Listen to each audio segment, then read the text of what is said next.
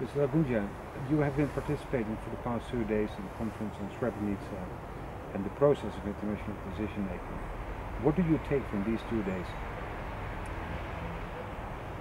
I was participating in that part of the world in that turbulent time. I feel like a guinea pig who survived the experiment in which international community was trying to find the mechanisms in a period which they were confronted for the first time with something like that in Europe. I remember I was a little bizarre detail.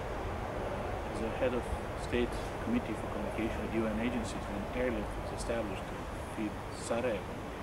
I remember I had to make one airplane being not unloaded and send it back because they sent us anti-malaria pills. Obviously we were, treated from the old reference manuals because every time when crisis like that something happens, you have to deal with malaria, which we had no idea what is unless from the geography books. Of course, I learned a lot about actually what happened because the documentation that was prepared for this was more than excellent. I was positively surprised. The people who were in here were talking in a real manner which you don't expect. Usually you expect people in a setting like this to talk about how they did something in order to, let's say, show that they were right under those circumstances. I didn't see so much of that type of talk. Everyone was trying to be kind of productive, and we all had the feeling, to a certain extent, that we have to do something, to really learn some lessons that will be practical. That maybe tomorrow people who are convening all this, with our help or with whoever help, can open the process of making some kind of toolkit for several situations. Questions that were on my mind. Question number one: was it be able to be prevented? Was the international community ready for such a thing, and did they make mistakes? Was safe areas right concept, wrongly managed? Was this common understanding among all of us? Because this was not an event that happened in one day because one lunatic go ballistic and he decided to start killing people. Was it planned, organized massacre, as one of the participants said, slow motion genocide? Can we make something to be really a tool for prevention and what is popular to say, responsibility to protect? And the answers are very long, but all of those answers can fit in one word: yes. The answer for all of these questions was yes. At the same time, I think for me it was very important that we somehow came to the common conclusion that this could be implemented. At the same time, the fact that back in '92 in Prijedor, people were in May, June given a white ribbon around their arm. There was actually something which a lot of people didn't get it. That those white ribbons actually led to Srebrenica. From '92, June '92, July '92 to July '93, on all area of sequences. And of course, it was very, very more than self-evident that there was legal ground to prevent it, but it was politically mismanaged. And there is one of my favorite books, which I thought that I will be able to, let's say, apply in here. Robert McNamara, defense minister in Vietnam, American, later director of World Navy. Basically speaking, he wrote a book in which he said, analyzing all the decisions that I was making, they were all right, but the end result was wrong. I thought that we may come to that conclusion. Fortunately, that's not the case. this is not McNamara book.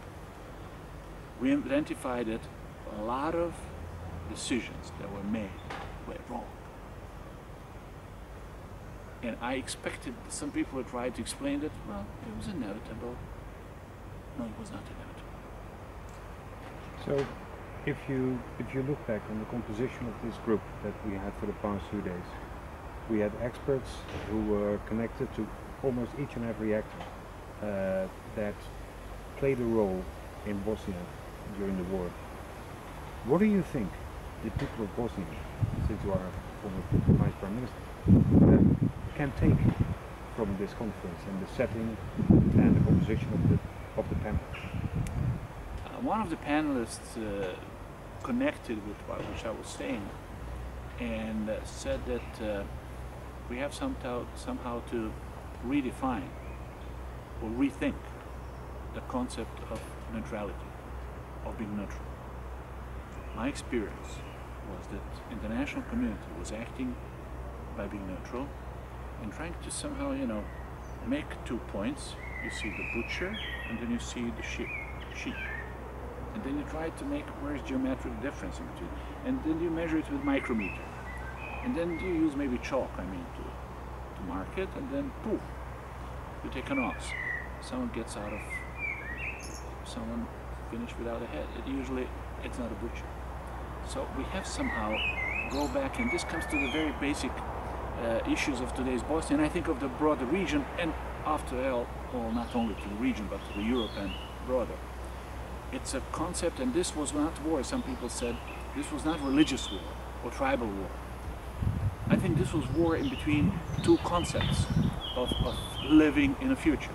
It was the fight and war in between segregated, exclusive society, which was represented by Milošević and Mladić, and shared society, and inclusive society that existed in Bosnia and Herzegovina for hundreds of years without democracy.